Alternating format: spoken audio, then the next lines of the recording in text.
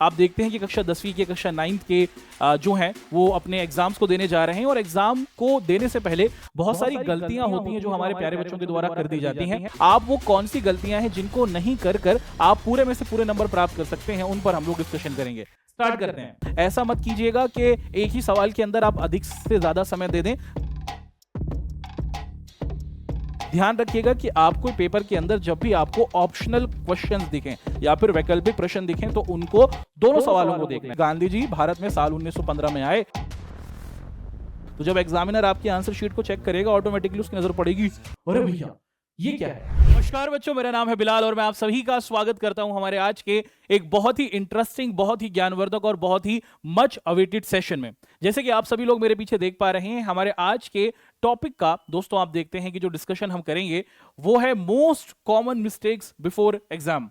बहुत सारे बच्चे आप देखते हैं कि कक्षा 10वीं के कक्षा 9th के जो हैं वो अपने एग्जाम्स को देने जा रहे हैं और एग्जाम को देने से पहले बहुत सारी गलतियां होती हैं जो हमारे प्यारे बच्चों के द्वारा कर दी जाती हैं।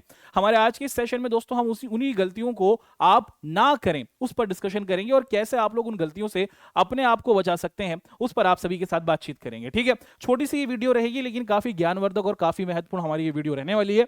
चलिए, समय को बिल्कुल भी व्यर्थ नहीं करते हैं और एग्जामिनेशन के दौरान या फिर एग्जामिनेशन से पहले आप वो कौन सी गलतियां हैं जिनको नहीं कर कर आप पूरे में से पूरे नंबर प्राप्त कर सकते हैं, उन पर हम लोग डिस्कशन करेंगे। स्टार्ट करते हैं। सबसे पहला बिंदु दोस्तों जो हमारे बच्चों के संदर्भ में है या फिर हम देखते हैं कि एग्जाम के संदर्भ में है कि जब भी आपको पेपर के अंतर्गत क्वेश्चन पेपर मिल जाता है, क्वेश्चन पेपर मिलने के बाद सबसे पहले आप लोग देखते हैं कि उससे लेकर इंस्ट्रक्शंस लिखे रहते हैं कि कितने टोटल सवाल पेपर के अंदर हैं, कितने सवाल हैं जो 2 नंबर के हैं, कितने सवाल हैं जो 3 नंबर के हैं, कितने सवाल हैं जो 5 नंबर के हैं। जब भी आपके पास प्रश्न पत्र आपके पेपर के दौरान आपको मिल जाए तो सबसे पहले आपको अपने इंस्ट्रक्शंस को बहुत ही केयरफुली पढ़ना है। हमारे बच्चों के साथ सबसे बड़ी गलती यह होती है कि वो सीधे ही प्रश्नों पर क्वेश्चंस को देखना शुरू कर देते हैं, लेकिन आपको ध्यान रखना है कि जब भी आपको कोई सा भी पेपर आप देने जा रहे हो, चाहे कक्षा 9th में हो, 10वीं में हो, 11वीं में हो, 12वीं में हो, आप देखते हैं कि दोस्तों सबसे पहले आपको जो आपके पेपर में दिए गए इंस्ट्रक्शंस हैं उसको बहुत ध्यान से पढ़ना है, क्योंकि यही इंस्ट्रक्शंस आपको पूरे में से पूरे मार्क्स दिलाने की क्या करेंगे दोस्तों, मदद करेंगे। तो ध्यान रखिएगा कि सबसे पहले आपको अपने इंस्ट्रक्शंस को बहुत ही ध्यान के साथ पढ़ना है और किसी भी तरीके की गलती इस संदर्भ में नहीं करनी है।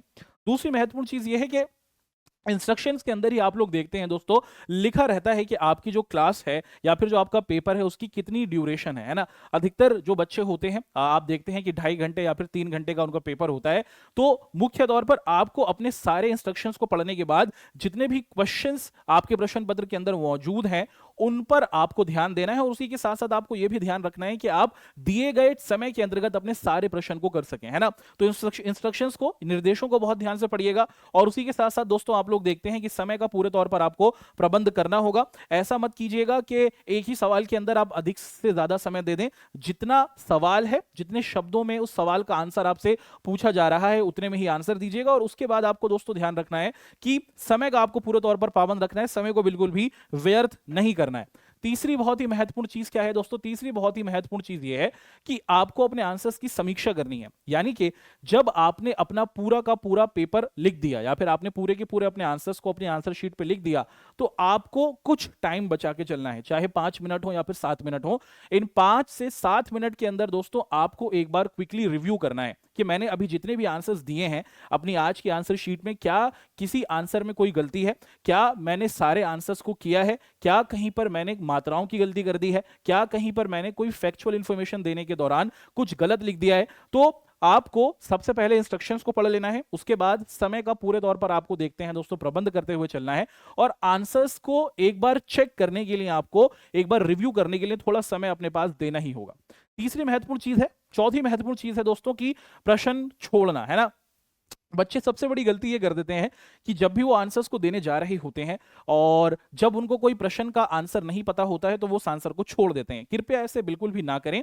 आपने अपने पेपर के संदर्भ में, चाहे वो किसी भी सब्जेक्ट से रिलेटेड है, चाहे सोशल साइंस हो, चाहे साइंस हो, चाहे हिंदी हो, चाहे आप देखते हैं दोस्तों की इंग्लिश हो, हर एक सब्जेक्ट के अंतर्गत अपने हर एक अध्याय को बहुत ध्यान से पढ़ा है। उस प्रश्न से संबंधित जो भी इंफॉर्मेशन आप जानते हैं आप क्या कर देंगे दोस्तों, उस आंसर के अंदर आपको लिख देना है ना। पूरी कोशिश करनी है हैं कि आपको जितने भी क्वेश्चंस दिए गए हैं, अगर 25 सवाल हैं तो 25 में से 25 करने हैं, अगर 22 सवाल हैं तो 22 में से 22 करने हैं। कोई सा भी प्रश्न आपको छोड़कर नहीं आना है। मान लीजिए कि एक सवाल है और उसके बारे में आप बिल्कुल भी नहीं जानते, थोड़ी बहुत इंफॉर्मेशन आप जानते हैं उस प्रश्न के बारे में, तो जो भी इंफॉर्मेशन आप उसके बारे में जानते हैं अगर आप लिख देंगे तो चांसेस है कि आपको नंबर मिल जाएंगे। अगर आप छोड़ देंगे तो आपको कोई भी नंबर मिलने की संभावना नहीं होगी। तो पूरी कोशिश कीजिएगा कि आपके जितने भी क्वेश्चंस पेपर में आए उन सभी क्वेश्चंस को आपको अटेम्प्ट करना है दिए गए समय के अंतर्गत, और टाइम बचाते हुए चलना है ताकि आपके आखिर समय के अंतर्गत आप पूरे तौर पर क्वेश्चंस को देख सकें कि आपने कहीं कोई क्वेश्चन छोड़ा तो नहीं है। एक और बहुत ही महत्वपूर्ण बात दोस्तों जिस पर आप सभी को बहुत ज्यादा ध्यान देना है वो ये है कि प्रश्नों की गलत व्याख्या, है ना, ये बिल्कुल कोशिश ना करें कि जब भी, है ना, आप अपने आंसर को लिखें तो सबसे पहले कोशिश ये करें कि आपकी लिखावट जो हो वो स्पष्ट होनी चाहिए, है ना। राइटिंग जो है उसका आपको ध्यान रखना है। स्पष्ट से तात्पर्य है कि आपको वहां पर आप सजाना नहीं है अपनी आंसर शीट को, आपको इस तरीके से लिखना है कि जो आपका एग्जामिनर है वो आपके दिए गए शब्दों को समझ सके। कोशिश करें कि आप सीधे सरल शब्दों में अपने आंसर्स को लिखें, और जब आप अपने आंसर्स को लिखें तो उसमें पूरे तौर पर ये कोशिश करें कि आप उत्तर संख्या, है ना, जैसे मान लीजिए कि अगर मैं उत्तर नंबर 2 लिख रहा हूं तो मैं अपने आंसर में ऐसे उत्तर 2 करके हेडिंग बना के लिखूंगा, है ना। तो टीचर को पता होना चाहिए कि जो आंसर आपने लिखा है वो उत्तर नंबर 2 है, और वो बिल्कुल स्पष्ट तरीके से होना चाहिए। जिस आंसर को आप लिख रहे हैं उसका नंबर जरूर आप लिखिएगा, वरना तो आप देखते हैं दोस्तों कि आपका आंसर तो लिखा होगा लेकिन उसका नंबर ना लिखा होने की वजह से आपको गलत आंसर, गलत आप देखते हैं कि आपकी तुलना हो जाएगी या फिर आपको नंबर नहीं मिलेंगे। पेपर में दोस्तों हम देखते हैं कि एक और बहुत ही महत्वपूर्ण चीज हमें देखने को मिलती है। होता क्या है कि कभी कभार दो प्रश्न होते हैं, है ना, और उन प्रश्नों के बीच में आपको और लिखा हुआ दिख जाता है, जिसे हम लोग वैकल्पिक प्रश्न भी कहते हैं, है ना, कि एक सवाल होगा उसमें आपको दिखते हैं कि दो आपको क्वेश्चंस दिख जाएंगे, एक प्रश्न के आपको दो रूप दिख जाते हैं कि या तो आप उसका का वाला भाग करो या तो आप उसका खा वाला भाग करो, दोनों में से एक करना होता है। अधिकतर बच्चों की गलती यह हो जाती है कि वो सिर्फ ऊपरी वाले क्वेश्चन को ही देखते हैं। ध्यान रखिएगा कि आपको पेपर के अंदर जब भी आपको ऑप्शनल क्वेश्चंस दिखें या फिर वैकल्पिक प्रश्न दिखें तो उनको दोनों सवालों को देखना है। मान लीजिए कि अगर मुझे पहला वाला नहीं आता तो हो सकता है कि मैं खा वाले प्रश्न को जानता हूं, तो पूरी कोशिश कीजिएगा कि वैकल्पिक प्रश्नों को भी देखिएगा, है ना, प्रश्न को और सारे के सारे सवालों को बहुत ही ध्यानपूर्वक तरीके के साथ पढ़िएगा।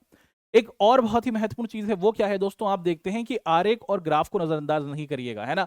जैसे आपकी गणित हुई या फिर आप देखते हैं कि बायोलॉजी हुई या फिर सोशल साइंस के अंदर हमारी ज्योग्राफी हुई, पॉलिटिकल साइंस हुई, यहां पर आप देखते हैं दोस्तों कि मैप के सवाल आते हैं, और अधिकतर ये देखा गया है कि बच्चे मैप को जब अपने आंसर को लिख देते हैं तो वो उस मैप को ध्यान से पेपर के अंदर टाई नहीं करते हैं, बांधते नहीं है। तो पूरी कोशिश कीजिएगा कि जो भी आपकी आंसर शीट आए उस आंसर शीट में आप देखते हैं दोस्तों कि अपने मैप को बीच में सही तरीके से धागे के साथ जो भी आपके पेपर में आपको दिया जा रहा है स्कूल के द्वारा वहां पर उसको बांधिएगा। बिल्कुल ये मत भूल जाइएगा कि दोस्तों जो आपका ग्राफ है या फिर जो आपके मैप है आप उसको बिना बांधे नहीं छोड़िएगा, बहुत अच्छे तरीके से मजबूती से बांधिएगा, क्योंकि पूरे में से पूरे नंबर वो ग्राफ आपको दिला सकते हैं। 5 नंबर के आपको ग्राफ आपके पेपर में या फिर आपके मैप आपको आते हुए दिख जाते हैं।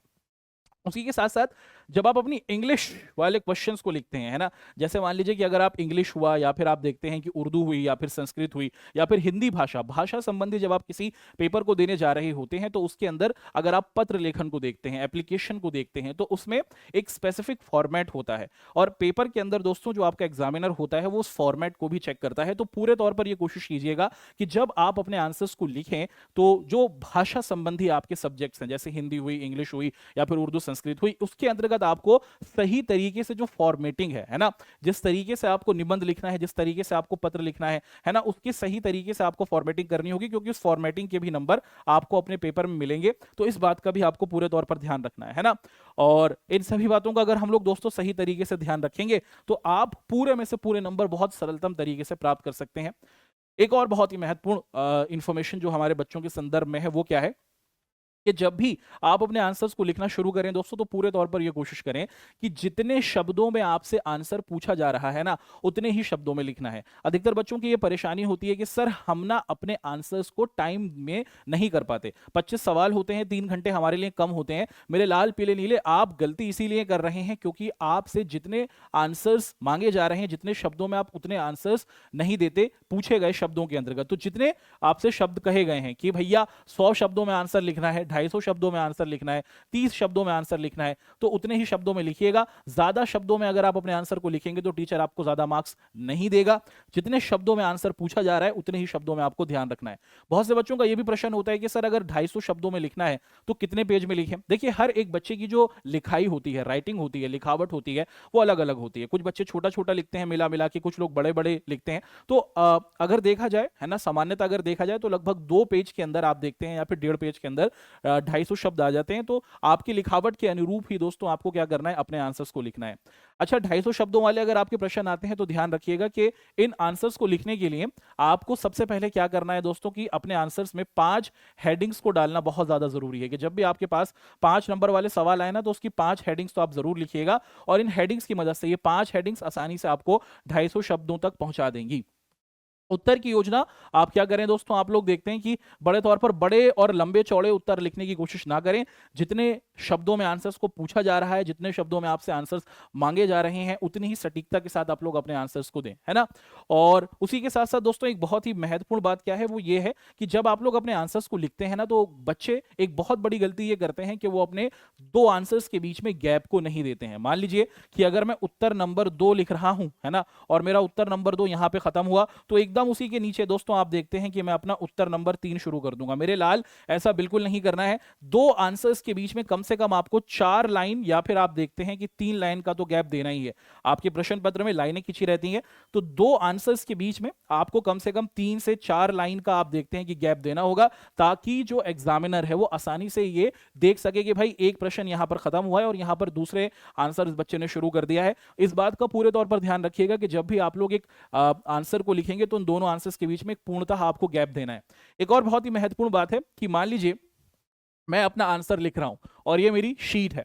इस शीट में आप लोग देखते हैं दोस्तों कि यहां पर आते आते मेरा आंसर खत्म हो गया। बहुत से बच्चे क्या करते हैं, इसके नीचे से ही, है ना, अभी 3-4 लाइन बची हैं तो यहीं से आप देखते हैं कि बच्चे आंसर लिखना शुरू कर देते हैं। ऐसा नहीं करें, है ना, कंजूसी नहीं करें। आपका बोर्ड आपको पूरी पूरी शीट देता है, तो उन सभी शीटों का सही तरीके से प्रयोग करें। पेज है, पेज में आप देखते हैं कि 3-4 लाइनें बची हैं, तो बच्चे इन 3-4 लाइनों में ही नए आंसर को लिखना शुरू कर देंगे। बिल्कुल भी ऐसा नहीं करें, नए पेज के साथ आपको अपने आंसर को शुरू करना होगा, ताकि एग्जामिनर आसानी के साथ आप देखते हैं कि आपके आंसर को देख सके। भैया लिखने की वजह यही है कि आप आसानी से अपने आंसर को पूरा करा सकें। तो दोस्तों ये थी हमारी कुछ बातें। हम पूरे तौर पर ये आप सभी के साथ अपेक्षा करते हैं कि जो बातें आपको बताई गई हैं प्रश्न पत्र के संदर्भ में या फिर आपकी परीक्षा के संदर्भ में, आप लोग जरूर इनको अपने पेपर के अंतर्गत इनका अनुसरण करेंगे, है ना, और इनको बहुत अच्छे तरीके से अप्लाई करेंगे। इसी के साथ एक और बहुत ही महत्वपूर्ण बात क्या है दोस्तों, वो ये है कि जब भी आप लोग अपने 5 नंबर वाले प्रश्न को लिखेंगे तो उसकी एक छोटी सी रूपरेखा देख लीजिए।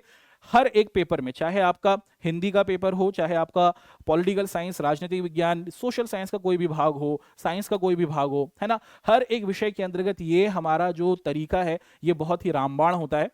जब भी आपके पास 5 नंबर का सवाल आएगा तो सबसे पहले आप लोगों को सवाल की क्या करनी है दोस्तों, थोड़ी सी भूमिका देनी है। भूमिका का मतलब आप उसके बारे में थोड़ा सा बताएंगे।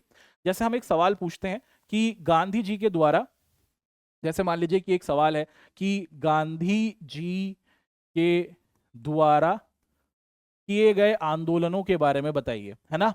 तो आप देखते हैं कि अगर ये प्रश्न है और ये 5 नंबर का सवाल है और आपको 250 शब्दों में इसका आंसर लिखना है, तो सबसे पहले अगर मैं इसका आंसर लिखूंगा तो सबसे पहले मैं इसकी भूमिका लिखूंगा। पेपर में ऐसे आपको भूमिका नहीं लिखनी है। भूमिका का मतलब है कि आप इस सवाल का थोड़ा सा इंट्रोडक्शन दे रहे हैं और उसमें मैं बताऊंगा कि गांधी जी का आगमन भारत में कब हुआ, है ना। आप बताएंगे जी गांधी जी भारत में साल 1915 में आए और उसके बाद गांधी जी ने एक सही प्रकार की सोच को रखा जिसे सत्याग्रह कहा जाता है, और उसके बाद गांधी जी ने सत्याग्रह की सोच के साथ और भी कुछ बड़े बड़े आंदोलन किए जिनको हम एक एक कर पढ़ेंगे। फिर उसके बाद जो गांधी जी के द्वारा किया गया आंदोलन था कौन सा दोस्तों, आप देखते हैं कि एक हेडिंग में जो डालूंगा उसमें लिख दूंगा चंपारण आंदोलन, ठीक है। फिर मेरी जो दूसरी हेडिंग डलेगी जो भी बड़े बड़े आंदोलन गांधी जी ने किए, खेड़ा का आंदोलन।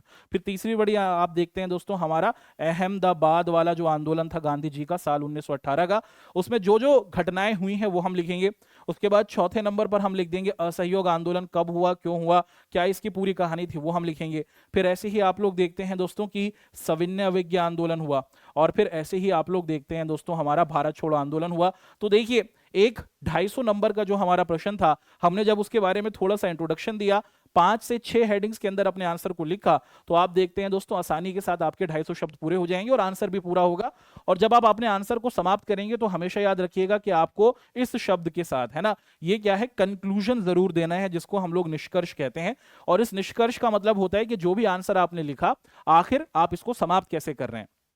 और निष्कर्ष लिखते समय एक लाइन को हमेशा आपको यूज करना है, वो ये है कि उपरोक्त, ध्यान से देखिएगा, उपरोक्त बिंदुओं से स्पष्ट है ना, उपरोक्त बिंदुओं से स्पष्ट है कि गांधी जी के द्वारा निम्नलिखित आंदोलन किए गए और इन आंदोलनों से भारत में अमूलचूल बदलाव हुए। तो आंसर को लिखने का 5 नंबर का दोस्तों एक बेहतरीन तरीका ये होता है। एक और बहुत ही महत्वपूर्ण बात है कि जब भी आप लोग अपनी हेडिंग्स को लिखें, जैसे यहां पर हम लोग देखते हैं भारत छोड़ो आंदोलन, ये हमारी हेडिंग है। अगर आपको अपने आंसर को क्या करना है दोस्तों, चमकाना है टीचर को कि भैया नजर डाले वो आपके आंसर की, तो बच्चे अधिकतर क्या करते हैं, हेडिंग डालते हुए इस तरीके से 2 लाइन डाल देते हैं। कृपया इसको ना करें। इससे एक थोड़ा सा इफेक्टिव तरीका है, वो क्या है कि जब भी आपके पास आपका आंसर आए दोस्तों, तो आपने जैसे मान लीजिए कि इस हेडिंग को लिखा भारत छोड़ो आंदोलन। अब अगर मुझे अपनी हेडिंग को लिखना है ना, तो आप क्या कीजिएगा, आप बबल बनाइएगा, है ना। क्या बनाइएगा दोस्त, बबल बनाइएगा। देखिए आपके सामने 2 हेडिंग्स हैं, अगर मैं आपसे पूछूं कि यहाँ पर कौन सी चीज आपको ज्यादा अट्रैक्टिव लग रही है, तो जब एग्जामिनर आपकी आंसर शीट को चेक करेगा ऑटोमेटिकली उसकी नजर पड़ेगी, अरे भैया ये क्या है ना। तो हमें अपने आंसर को चमकाना है, एग्जामिनर का ध्यान अपनी तरफ दिलाना है, तो हेडिंग्स में बबल बनाइए। उसके बाद आंसर्स में इस तरीके से आप देखते हैं दोस्तों कि 6 हेडिंग, 7 हेडिंग, 5 हेडिंग, जो भी जितना आप उसके बारे में जानते हैं वो लिखिए। भूमिका रखिए, अपने आंसर की इंट्रोडक्शन रखिए और उसके बाद आप देखते हैं दोस्तों कि निष्कर्ष प्रस्तुत कीजिए। तो ये तो हमारा आज का सेशन था। पीडब्ल्यू हिंदी मीडियम कक्षा 9th कक्षा 10वीं का ये जो हमारा चैनल है हमेशा से ही अपने बच्चों की मदद करता आ रहा है। तो दोस्तों आप जरूर कमेंट करके बताइएगा कि हमारे द्वारा बताई गई जो ये बातें हैं आपको कैसी लगी। इनको जरूर आप लोगों को अपने पेपर के अंतर्गत अप्लाई करना है। और अगर आप चाहते हैं कि आने वाले समय में किसी और बिंदु पर हमारी तरफ से कोई वीडियो बनाई जाए, आपके पेपर से संबंधित, किसी भी तरीके से पढ़ाई से संबंधित, है ना, आपका कोई भी कंफ्यूजन है तो आप जरूर उसको लिख दीजिए। हम पूरे तौर पर उस पर आने वाले समय में वीडियो बनाएंगे और आपकी मदद करेंगे। जरूर जुड़े रहिए पीडब्ल्यू हिंदी मीडियम परिवार के साथ। धन्यवाद।